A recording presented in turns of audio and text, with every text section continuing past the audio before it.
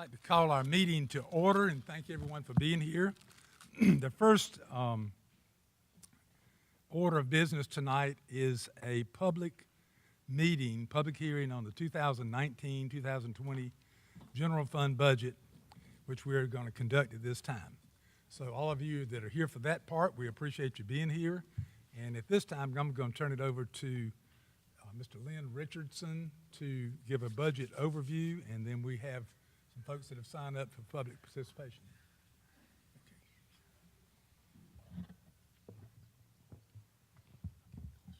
Thank you, Mr. Gant. Members of the board.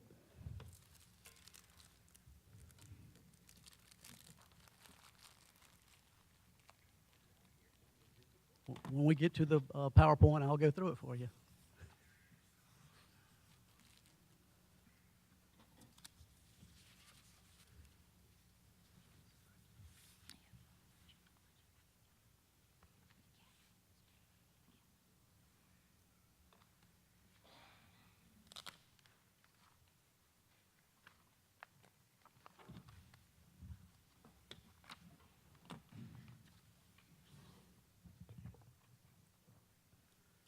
Okay. I'm here to present the 2019-2020 proposed general fund budget for School District 5 in Lexington and Richland counties.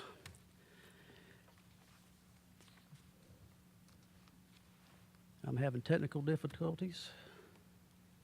Pardon me. This budget is based upon some information here that is based on the Senate approved budget that was approved on April 18th, 2019. The estimated statewide weighted pupil units used in this budget are 989,013. Fully funded base student costs for 2020 should be, according to folks for the state, is $3,095 per pupil. Department of Education requested $2,647 per pupil, and based on the Senate version of the budget, we've been appropriated a base student cost of $2,487. The information you see here is the one in yellow are all the items that have been agreed upon by both the House and the Senate. So there's really nothing to confer about here, but there were some changes that the Senate made to what the House had done. There was an additional $15 million added into the EFA base student cost, which put us $2 above the base student cost we're currently appropriated at for 2019. And in addition to some capital improvement projects approved in both versions of the budget, an additional $15 million was added by the Senate, and 25% of those funds must be used to pay for some consolidation costs for districts with less than 1,500 students. That does not affect us. We do not qualify for any of those fundings. Also, some instructional material monies were put in the budget, $20 million, and $19.3 million for additional school buses. Some of the things that we considered in our budget for the district is we know we're going to have retirement costs, employer contributions increase by 1% next year. We are planning on employer health and dental insurance premium increases next year, as well as a 4% mandated cost of living for teachers. We've also added 4% cost of living for all other district employees. Step increases for all eligible employees are also included in this budget. And we've also included things that would be affected by any of our board policies on staffing. We've increased the cost, or increased the budget for the cost of the school resource officers. We've asked for additional mental health services and $100,000 to fund that. We've had some increased costs for technology, licensing, maintenance, and support. And then we also, in the current year, had a $500 loyalty bonus, which we did not have to budget for this year. So that helped us balance this budget. So here's what we're talking about. We're talking about an increase of $7,072,983, which is a 3.75% increase over the current year budget. We've added, like I said, $300,000 for the additional costs associated with school resource officers, an additional $100,000 for mental health case managers, $200,000 for technology. We did not have to budget almost $1.5 million for the loyalty bonus, and then all of our salary increases, terminal leave, fringe benefits cost, and all of our school allocations total $7,952,713. All that together comes back to the $7,072,983 increase in this budget. This is how we're expecting it to be broken down, with total expenditures $195,794,553. As you can see from this, our salaries and fringe benefits total almost 88% of our total budget here.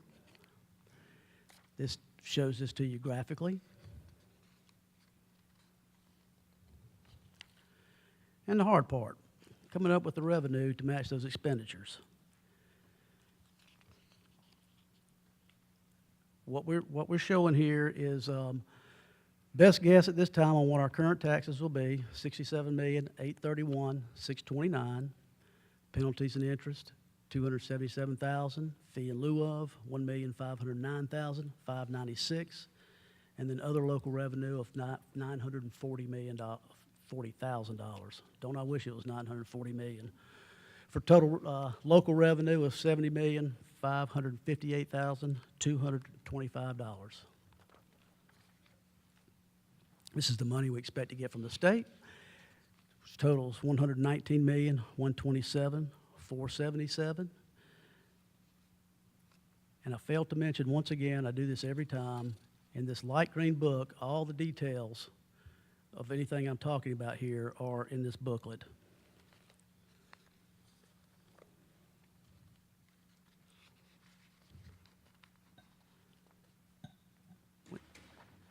And as I mentioned, state revenue is $119,127,477. And we expect total funds available for 2019, 2020 to be $195,794,553. This is broken down for you graphically. This is the recap. We're expecting projected revenue of $195,794,553 with projected expenditures to be the same and a difference of 0. So we do recommend that we pass this budget without a millage increase for 2020. If you were to raise millage, this is what would be allowable under the current law.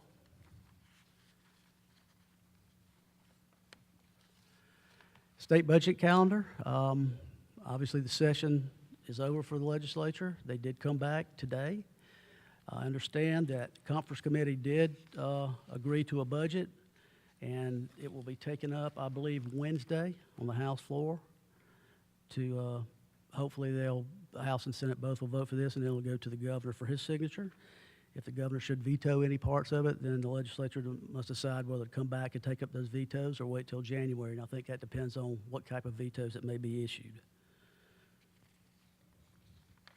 Here's our budget calendar. Obviously, we are on the May 20th, second, and hopefully final reading of our budget.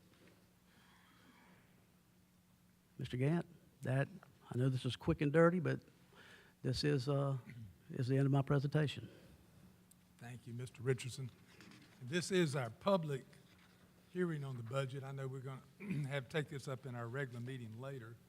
We have several people that have signed up to publicly speak on the budget, and I will call them up in just a minute, but I would like to remind our speakers that the board welcomes and encourages public participation, and we ask that you adhere to the procedures and decorum provided in Board Policy BEDH, which is public participation at meetings. Your comments will be limited to 3 minutes, and Dr. Harris will keep time. Dr. Harris, would you raise your hand, and he'll have some time cards to let you know when your time is coming down. And questions asked during public participation will be handled in accordance with Board Policy BEDH. That's an excerpt from my policy, but I will let you know that asking questions that would inappropriately identify a student or a family or a staff member will not be addressed, and matters pertaining to protected personnel records will also not be addressed. Asking questions that would suggest illegal or unethical activity of a district employee, board member, also will not be addressed or considered and would be considered inappropriate. So with that, I will just say that we have several people signed up to speak on the budget, and the first one is Mr. Mark Ebert. Mr. Ebert.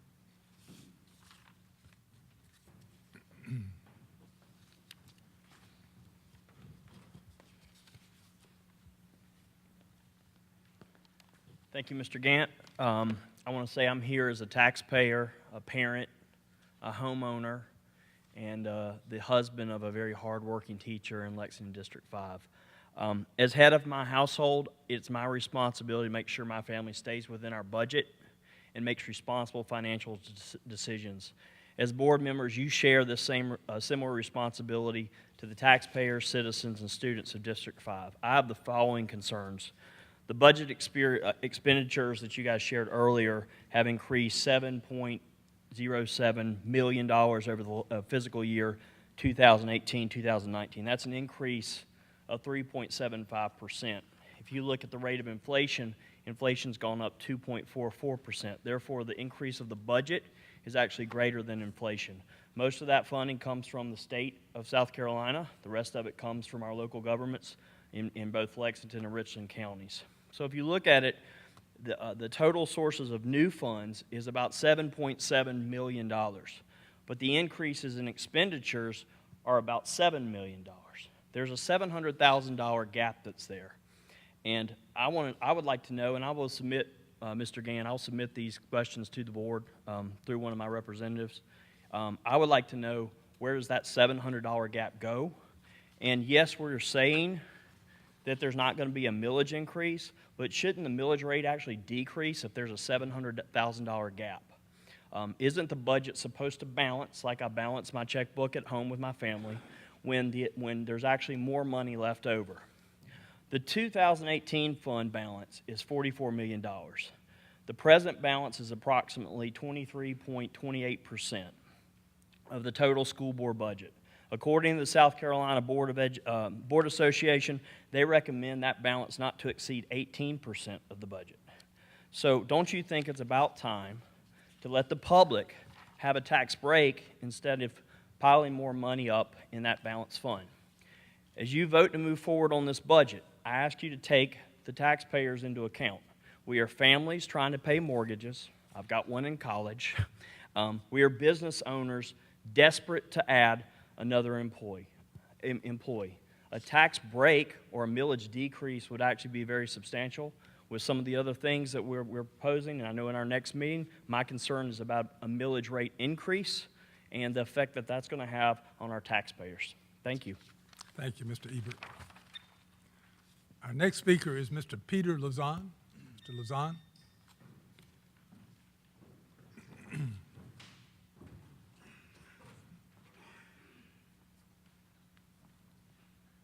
Good evening, Mr. Gant, Superintendent, board members. I come to you tonight to thank you. This is a very well-deserved and long-earned raise that you guys are providing for us. We really appreciate this raise. We haven't seen a substantial raise since the recession. The teachers and the staff at our schools have been loyal employees and deserve a raise. Homeowners and taxpayers in this district, we do owe a great debt of thanks as well. We really appreciate, even in the roughest times, that you maintain the caps on class sizes. There are a couple of things that still haven't come back from the recession, and we came before you to make those asks tonight. The first is, if you're an elementary teacher, you are my superhero. Somehow they're able to watch 20-odd students and not have a lunch break in some of our schools in District 5. Before the recession, there were lunchroom monitors that allowed our elementary teachers to have a break. We would love for us to revisit the idea of school lunchroom monitors for our elementary school teachers so they could get 5-10 minutes where they could run to the bathroom and have a break. The other big issue for us is that during the summer, we're often asked to do things for free or for a much reduced rate of pay. We love to do training. We have to do training to maintain our certification. Sometimes it's because our school wants us to do the training, and when that's the case, we should be paid professionally at our daily rate, not asked to make $10 an hour or maybe $12 an hour. Most of our single parents cannot afford to get childcare and still take part in those trainings during the summer, if that were the case. So in closing, again, a really big thank you. We really appreciate everything you guys put up with. The taxpayers in District 5 are getting a very good deal on what they've spent their tax dollars on. Thank you so much. Thank you, Mr. Luzon.